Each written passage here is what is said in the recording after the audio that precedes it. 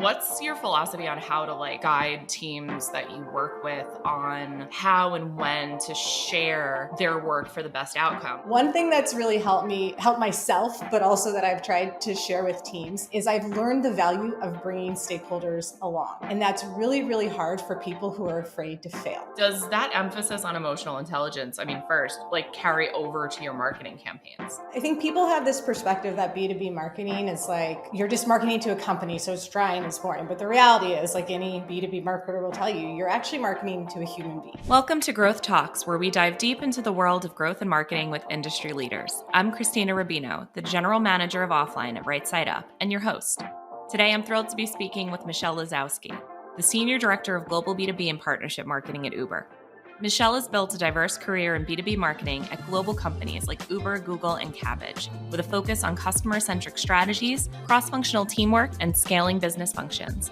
At Uber, Michelle leads the marketing efforts behind Uber for business, health, and delivery, shaping the way Uber's business offerings connect with enterprises across the globe. In this episode, we explore how to manage the delicate balance between long-term strategy and immediate execution, and fostering team wellness while delivering impact at scale. So let's get to it. Hi, Krystina. Great to be here. You spent over a decade at Google, and then you took on the challenge of leading brand and growth at Kabbage, and now you're building B2B marketing at Uber. So what prompted you to make the leap kind of back into startup world after spending so many years at Google? Yeah. Well, look, Google for so long, it felt like I was in the startup in a much bigger company. When I left there, it was Google Cloud, but when I joined, it was way back in the Google Enterprise days before we even had an external brand. And it was very much like a startup where even in hindsight, some pretty junior levels, kind of early in my career, I was constantly given more and more responsibility. And there was this breadth of scope that kept things really exciting and really interesting. Over time, like any other big company, as Google Cloud grew, everything started to get a lot narrower and deeper, right? They were hiring VPs for things that used to be covered by, someone much less junior, but they were expecting those VPs to go really, really deep. And that was becoming a little less interesting to me. At the same time, I was very starkly aware of kind of the many levels that sit above you when you're at a company like Google. And really, I'd say kind of in the last year I was there was a lot of very specific examples where I kind of developed a point of view and I was really excited to advocate for that. But there's always someone kind of two levels ahead of you that's really the one doing the advocating. And I realized I want to be on the front lines. I don't necessarily want this safety net anymore. And so what was really clear is I needed to go to the other side of the spectrum and really dive into startup world where you tend to have those broader scopes. And what I think I kind of felt then, but didn't crystallize till later, is that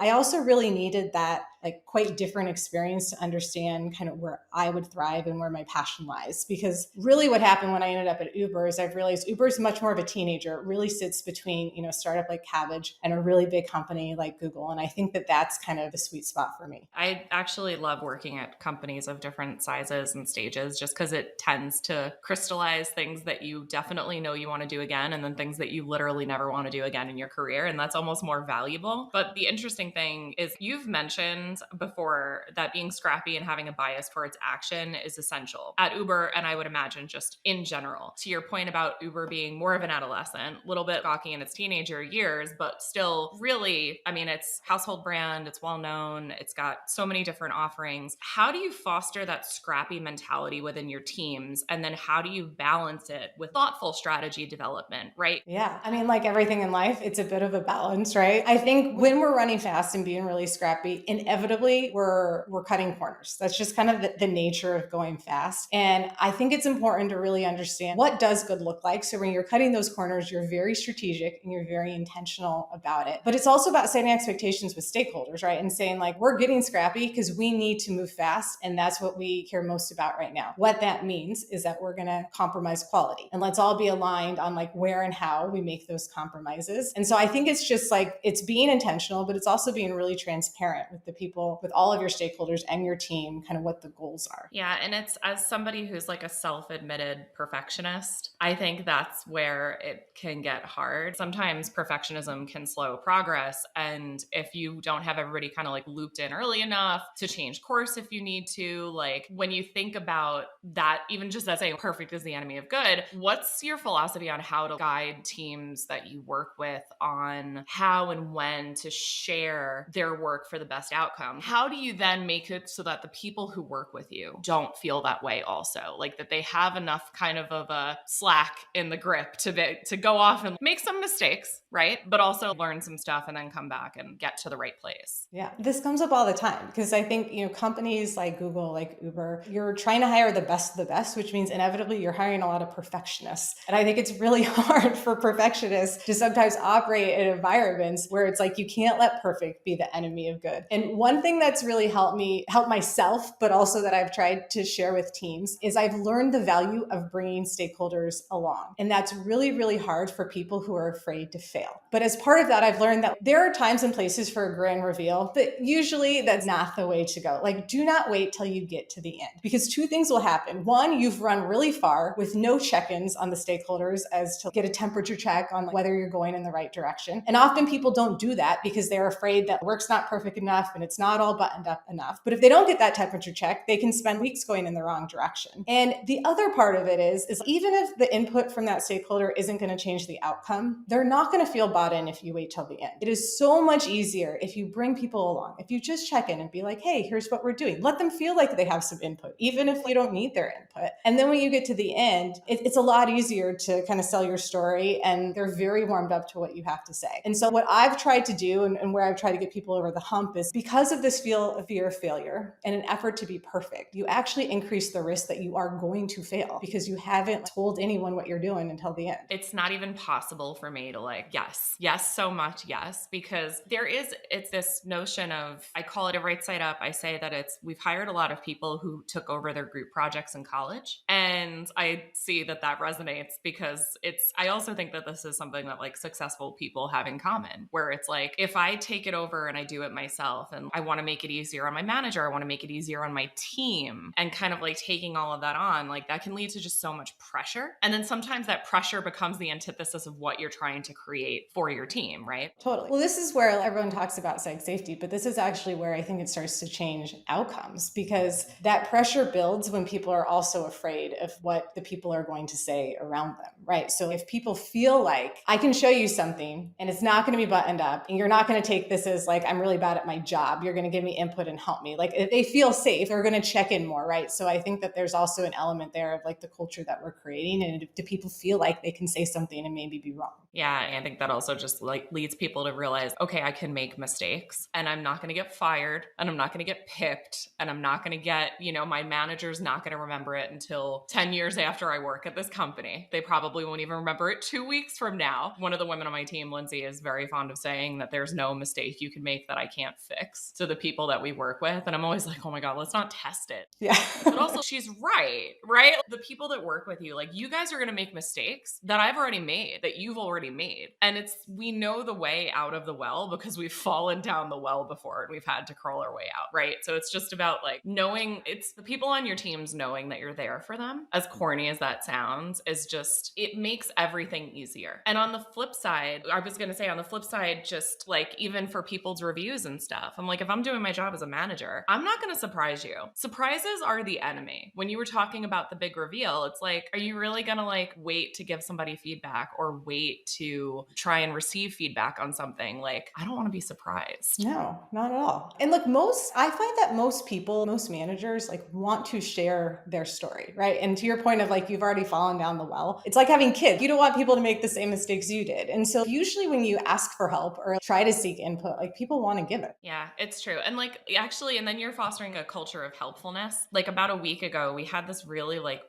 onerous task that somebody on my team had to do. And she just threw it in one of our shared channels and was like, listen, if you guys have 5 minutes to each spare, I have to go through this list of 100 influencers, try and find their contact information, make sure they haven't gone off the rails recently, etc. And within an hour and a half, everybody had just banded together and gotten it done. And she could have just sat in a corner and worked until 11 o'clock and suffered. And I mean, suffered relatively, but creating that openness in that environment, it's like, okay, well, the next time somebody needs to ask for help, they don't have to go it alone. Yeah, 100%. People want to help. People want to help. It can get really myopic sometimes when you're looking and focusing on details that are going to ensure day-to-day success versus kind of focusing on the big picture. How do you maintain that balance and how do you keep it all kind of straight? Yeah, it's hard. It's like life. It's like a constant work in progress. But one of my favorite values at Uber is see the forest for the trees. And we talk a lot about that. And it is my favorite value because I think for us to be really good at what we do, you have to be able to do both, right? You have to flex in between. But one of the things, this is not going to be some stroke of brilliance. So like, I'll just set your expectations. But one of the things I feel like I do most in trying to make sure I see the forest and my team doesn't miss it is just being really diligent about constantly pulling up and taking a step back. So if we've been in a meeting where we're very in the weeds, especially when it's with the team, it's like wrapping that meeting by just like tying it back to what you're doing and why we're all here and what we're talking about. And I think in doing that, you kind of help people not miss the bigger picture. And I think that's especially important when people are getting whiplash, which happens all the time at Uber. And I'm sure in a lot of companies where it's like, 1 second you're doing this, then we ask you to do this. But always there's a bigger picture, even if it's to say like, look, we're going to change course and we're going to do this just because this stakeholder asked us to. There's still a bigger picture, which is, hey, this stakeholder is actually really important. And if we win their favor and we win their trust, they're going to open up all these doors. Or maybe the bigger picture is like, we were totally wrong on that first strategy. And it's like owning that and saying, we have to pivot so we can hit these outcomes. So there's always a bigger picture. And we just have to make sure, especially when we're in the weeds, that we're thinking about it. Yeah. And it's that clear long-term goal and maintaining focus on it, but that kind of focus where it's the subject of the photograph, right? But it's not the only thing in the picture. Is there a time that comes to mind where you have had a clear long-term goal that has helped you and your team push through challenges, especially during tougher times in a business? Yeah, certainly this happened a lot in COVID. I think it probably happened to a lot of people, which was like everything kind of changed and you had to reorient people. But honestly, more simply than that, we're in the throes of planning right now. So it's all I can ever think about these days. And planning is really hard, especially when you start planning as early as we do and you're on like version 553 of some plan, but the business priorities keep changing or aren't locked. But I think that's actually a perfect time when you have to see the forest for the trees, which is like, one, we're going through all these different iterations because we want to align with the business. And if we're aligned with the business, then like our jobs are halfway done and that's going to make our lives a lot easier next year. The other piece is I think it's just really being dead set on the outcomes that you want, right? And the outcomes that we want is like, we want more money. We want more resources. We want to do really good marketing that ladders up to these business priorities. And so during these iterations of planning, like even if it's hard, like in the day to day for months while the teams are going through this, keeping them focused on the bigger picture, which is like, we're going to come out with very clear priorities that are going to help all of our teams run. And I understand that like, this is a first world problem that I'm calling planning a challenge that we have to overcome, but it's quite top of mind for me. And frankly, it creates a lot of work across the team. So I think it is a good moment to be able to help the team see the bigger picture on why we're doing this. Yeah, no, it definitely is. And for what it's worth, first world problems are still problems, which is what my therapist likes to tell me when I'm bemoaning things and then saying, but it's not a big deal. And she's like, in your life right now, it is, lady. So it's all perspective. It's all perspective. Well, we'll take a little break here. We do a fun little game called the A/B test because marketers love an A/B test. And I'm going to give you two values. Pick one or the other. You can say why. You cannot elaborate. I love people when they're like, no, yes and no are both full sentences. I'm like, I always forget that. But some will be work related and some will be funsies. So we could start work related. Enterprise marketing or SMB marketing? It's like asking me to choose between my children. I'm also concerned who's watching this, who does enterprise marketing on the team versus SMB. I would go SMB. Okay, fair. I'd like to not elaborate on that. You're fine. Okay, so I think I know the answer to this, but campaign velocity or perfect execution? The former, velocity. Yeah, we do. I always think of Ricky Bobby and Talladega Nights. Gotta go fast. Okay, coffee meeting or grabbing dinner? Coffee. It's so funny because coming from New York and then living in the Bay Area for a while, it took me a second to adjust from like, let's meet out for a drink to let's go grab coffee. And I got so snobby about coffee as a result of it. I feel like that's like dating. The dinner is too big of a commit. I'm not on the color scale. I'm not super yellow. So like socializing takes a lot of energy from me. So I'd rather I feel like coffee, we can just like get to it. Whereas dinner, it gets a lot. Yeah. No, I vibe so hard with that. Like during COVID, I've learned that I'm an introverted extrovert. Like there's no disputing I'm an extrovert. Obviously, I'm like doing this and like doing other stuff like it. But then my people battery goes real low sometimes. And that's when like a friend just needs to look at me and be like, okay, she gets put in her case again. Just leave her alone for a while so she can recharge. Podcast or a good book? Book. Same. Don't tell anybody. Data-driven decisions or gut instinct? That's hard. I'm going to go with gut. And here's why. I think I think when you have data, it can be it becomes much easier to make a decision, right? So I think that with good data, most people can make a decent decision. I don't think that most people have intuition on things. Dinner party with a friend or relaxing at home? Relaxing at home. Very easy. Brand first marketing or performance first marketing? Can I decline to say? You can get one, split the difference. Everybody tries to split the difference. Fair enough. I mean, I personally believe that very good performance marketing should bridge to brand, but I do think like the best performance marketing eventually scales to become brand marketing is the way that I like to think about it. I was told early in my career that pretty doesn't perform. And I have since taken that as a challenge, that just because you are data-driven and performance-oriented doesn't mean you can't do things that are cool and creative and building your brand. Yes, 100%. Yes. Oh, I love that. Journaling or calling a friend to vent? Calling a friend to vent. I mean, I'd like to say I journal, but I don't. Like my Apple Notes are a graveyard, but besides that, it's like there's like 2 or 3 girlfriends that it's just like, hi, let me tell you with the head bob and everything. So I also have a very long commute, as I told you. So like those are like perfect venting sessions. Like we love a commute Bluetooth, like, hey, let me tell you about everything that's going on in my life. We're going to talk about 18 things right now, and work is going to be one of them. Yeah. Nice. Last marketing one, marketing automation or personalized outreach? Automation. All right, I went through all of them. Okay, one more. Fun. It's like trivia and you get them all right. Like, it is kind of funny because I have to like school myself to be like, there is no right or wrong answer, Krystina. It's not the way that you would personally admit it. But sometimes I'm like, oh my God, we could totally be friends. This is great. I totally agree. I do always ask people, dogs or cats? Neither. I'm not an animal person, which makes me not loved by a lot of people, including my children, but neither.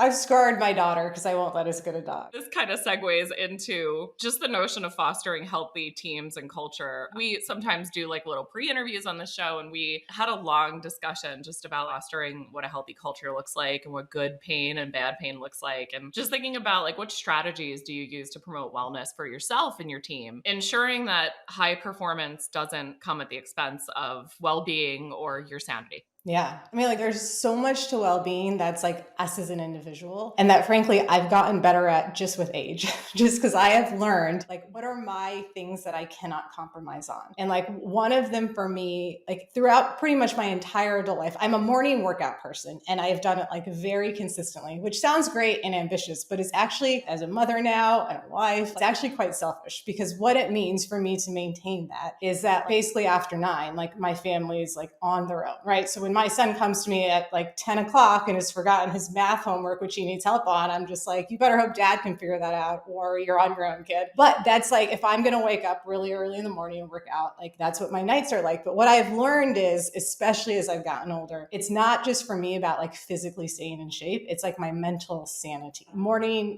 morning, I'm very, very routine. Monday mornings I run, and I think about everything from like personal stuff to what do I want to say in this podcast? And if I don't have that mental space, I go off the rails, right? So I think first and foremost, we all have to figure out what we cannot compromise on. And then the other thing I've learned, and this kind of goes to the good pain and bad pain that we had talked about, is because I work out a lot, it's like I'm often find myself to be quite sore. And what I've kind of learned, there's basically a workout or sports analogy for everything in life, pretty much. And like what I've learned from soreness pain is that like some pain is good. It's like I got a really good workout in, I did a lot of squats, like I'm getting stronger. And then some pain is bad. Like, okay, it's been 3 days and I still can barely walk. So like something has gone very, very wrong here. And what I learned, and I actually thought about this a lot through COVID too, when we're going through all those changes, is like you have to identify the good pain and the bad pain, especially at companies like Uber, where you're going to work a lot and you're going to work really hard and it's going to be expected. And you have to figure out what are the things being asked of me that are pushing me and making me better and helping me develop my career and all the things, versus where is it just like burnout? Like if I do one more thing, I'm going to lose it in my next meeting, or I'm going to quit this job. And it's different for everyone. And so I don't want to say that we as leaders have no responsibility in it, because we do. We have a lot of responsibility. We have to see the signs. But as individuals, I think it's also really important to understand kind of like, what is your line that you can't cross? Yeah. And also, I would go ahead and say taking that time to yourself to work out every morning might feel selfish, but there is an expression where it's like, put your oxygen mask on before you help others. Yeah. At a certain point, if you don't do that, whether it's your TikTok time or your workout time or having a cup of coffee in the morning with your spouse or your partner, whatever it is, it's like, if you don't do that and that destabilizes you both for the rest of the day and just like in general, like you're not going to be, whatever that is, put your oxygen mask on before you help others. I would say selfish is one way to look at it. Self-preserving is another. Yeah, that's a much better angle to take. I'll do self-preserving. Yeah, well, I think we beat ourselves up sometimes. And I think like clearly you're very invested in the emotional side of being a leader. And I was excited to talk to you for a ton of reasons. And this is a big one. I also am very, very invested in that side of being a leader. Does that emphasis on emotional intelligence, I mean, first, carry over to your marketing campaigns? Yeah, 100%. I mean, I think people have this perspective that B2B marketing is you're just marketing to a company, so it's dry and it's boring. But the reality is, like any B2B marketer will tell you, you're actually marketing to a human being, right? So it's first and foremost, you're thinking about your end customer, but not just like the needs of the business, but what is the persona of the person who's making a decision, right? And that's not brilliant marketing. That's just, that is marketing, right? Like it's not different when it comes to B2B. So I think having this empathy reflex and thinking about things from someone else's perspective is so important, just in B2B marketing as it is for consumer. Yeah. And I would imagine Uber operates across so many different regions with very distinct market dynamics. Does that also come into play? Like, what are some of the challenges that you faced in creating what feels like a cohesive global marketing strategy while also adapting to local markets with very particular needs and turns of phrase, et cetera? Yeah. Well, first, like any good leader, I've hired someone who's very good at marketing outside the US. And we have great leaders across the regions who remind me all the time that we can't be too US centric and that the needs and everything are different. But what I also think they're very good at is every country, every team thinks they're like some unique snowflake. And sometimes they are and sometimes they aren't, right? So it's finding that balance between, you have to understand local nuance. You have to understand how the individuals making the decisions or even the way they make decisions might be different. But then you also have to say, like, we are a global company and we are trying to scale and we will always be resource constrained. So where is it really different versus we can just take something we have and adapt it? And it's just finding that right balance. Yeah, it's the universal truths versus hyper localization and just figuring out the balance between those. And then when we think about how all of these marketing efforts stay closely aligned with revenue goals and just thinking about KPIs and what you're actually tracking, like what metrics are most important to you for tracking impact? Yeah. I mean, look, I think anytime you can go all the way to revenue, you should, right? More often than not, though, there are limitations on getting to that data, right? So like, certainly we hold all the usual suspects when it comes to B2B marketing, pipeline goals, opportunity targets. We even look at at what percentage does that pipeline convert into actual revenue. So we do all of that. But I also think like, this goes back to like, don't let perfect intuition versus, no, as I say, don't let perfect be the enemy of great, which is so often though, we don't have perfect tracking. So then it's like, you can't let that stop you, right? Especially when we're standing up new areas of the business or starting new programs. So the one thing, we were actually talking a lot about this like with my leadership team when we were together a couple of weeks ago, like my push really though, is like, you still need a measure of success. Like when this thing is done, what are you going to look back and say, how are you going to say that was a success if you're not tracking all the way to revenue, right? Like what are the signals that are going to let us know that this is working? And that's going to be different for every program or campaign. But I think it's identifying that up front and not after the fact, and making sure that whatever that signal is, it's value, right? Like I think so often, well, like one of the age-old problems in B2B marketing is like marketing caring about leads and sales being like, but all those leads are crap and like none of them convert into like SQLs, et cetera, right? So it is finding whatever that metric is, a metric that the business is also going to value and agree with you that like that was successful. That all of the stakeholders that are buying in are going to see that metric move and be like, yes, okay, cool. That's what we agreed on. That's what we aligned to. I never want to get to an end of a campaign again and be like, I think that worked. Do you think that worked? I mean, it's crazy how much this still happens. And look, it's because we're moving fast and we're scrappy, right? So like all these things go hand in hand, but that's why it's like building this muscle to be able to say up front, like, what is success going to look like? Yeah. And then also some of it is just being able to adjust along the way. Like marketing attribution is extraordinarily imperfect. There is no silver bullet. There is no one product or service or company or approach or anything that works for everyone. It just is not. Everybody, a lot of people can make a good decision based on data. And there is a point at which gut and intuition become really important, and not everybody can make a decision based on that. Like, would you, just thinking about like what to tell people who aspire to be leaders in B2B marketing or in marketing in general, what are some of the pieces of advice that you would give, or what skills or mindset shifts do you think are most critical when it comes to like making that jump into leadership? So many things. Where to start? There's a few things I look at when we're thinking about, like, when we do succession planning and we think about like who are the next leaders across the team. One of the big ones that comes up all the time in talent planning is like the notion of influence. And you often, like, as you become a leader, you go from managing your stakeholders to truly being able to influence your stakeholders and really like change their behavior or how they think. Like, influence in my mind for a leader is so critical because it means that like you don't just know what you're doing and have a point of view, but you're able to communicate that and change kind of how you can affect others with that point of view, right? So like, I think those two things go hand in hand. Another one for any leader is, I think, the ability to kind of wear, we always at Uber say like the one Uber hat, right? Which is like the ability to think beyond your immediate scope, your immediate team, and think more broadly about the business. Both like what's good for the business, and sometimes that means needing the professional maturity to do things that might not be the best outcome for you, but are good outcomes for the company. But it's also just having that context and being able to understand like what's going on elsewhere in the organization. Because ultimately, if you want influence, you also need to do that. And I find that like a lot of people making that transition still are like very good at leading their one area, but not necessarily about seeing kind of the bigger picture across the company. Influence is a word that has gotten to kind of hijack, just thinking about influencers and influencer marketing, and just like, I mean, even it's become a parody on SNL, right? But the notion of influence itself, I hadn't thought of it through that lens before. Like, some of the most effective leaders that I know are the ones that have influence in an organization, not just functionally within their own team, right? That's almost like when you're like, Mom, does this look good? And she's like, oh my God, it's so great, sweetie. Or like, did I do it? You're like, oh my God, it's great.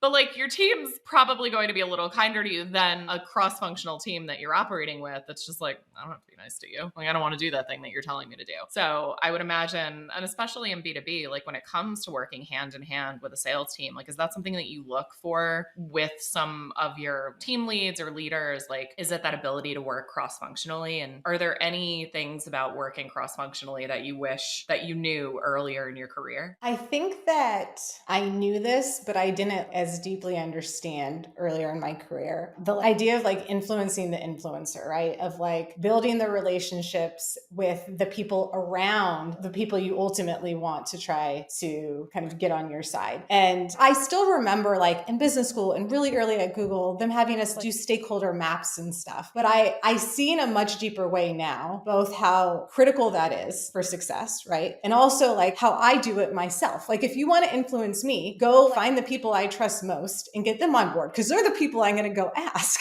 And so like you're like, oh, huh. Yeah, it all like it comes full circle, right? But it happens for a reason. And I think, and it's something I advise my teams on a lot too, right? Which is like, go find the people that you need to build relationships with and make sure you have those relationships so that that's how you influence up, right? It's not always about going directly to the person. There's so many things that I'm going to steal from this. And that's Go, when I please know do. it's been a great one, where I'm like, oh, that's mine now. This has been wonderful. I always end by asking the same question, which is, I think on the performance side of marketing, growth hacks and growth hacking and that kind of like, I don't want to say shortcutty kind of way to marketing, but I do think there's been in growth like can we hack our way to this mindset? And so my favorite question to ask marketers is, what is your growth non-hack? What are the things that there is no kind of like secret path or channel that you're really early on and just happen to be able to break to suit your performance metrics? Like, what's your favorite growth non-hack? I don't think this is what you're looking for, but admittedly, it's the first thing thing that came to mind, which is hire really good people who are really good at what they do. Like I was actually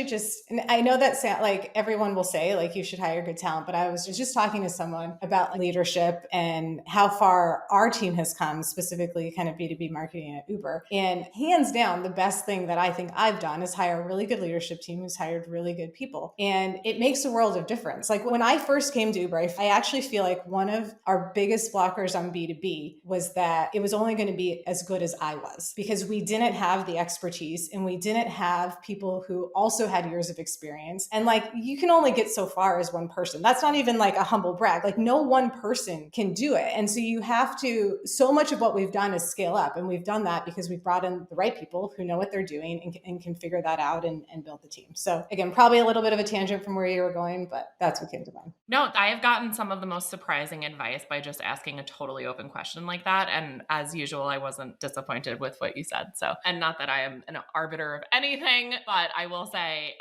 it's not possible for me to agree more. And also there's an old Ogilvy saying that's like hire giants. And I do think that with leaders, sometimes it's like, don't be scared of hiring people who are better at something than you are. That's the idea. It's the best advice I've ever gotten as a leader, especially when you're like early in your career. I still remember the person who said it to me. It's like, you feel like you have to add value everywhere. And that's also going to lead you to like hire people who aren't as good as you. Once you believe that you don't have to add value everywhere, that's not your job, then you get a lot more comfortable being like, well, I better hire someone who's going to add value over here because it's not going to be my thing. And then you start really like building out the team that you need. I love that. And that is a perfect place to end. Michelle, thank you so much for all of your time. This has been wonderful. I'm so excited. Thank you. It was great to see you.